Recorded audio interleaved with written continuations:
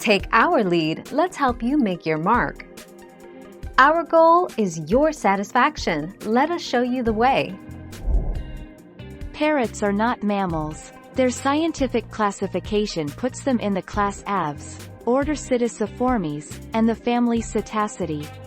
Parrots are sometimes called psittacines.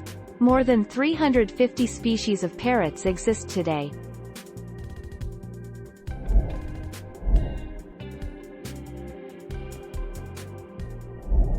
Let's help you make your mark.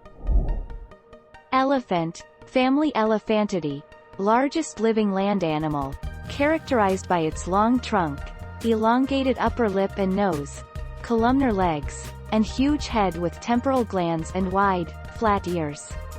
Elephants are grayish to brown in color, and their body hair is sparse and coarse.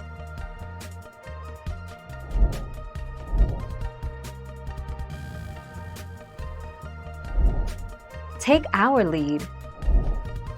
Humans are terrestrial animals, characterized by their erect posture and bipedal locomotion, high manual dexterity and heavy tool use compared to other animals, open-ended and complex language use compared to other animal communications, larger, more complex brains than other primates, and highly advanced and organized.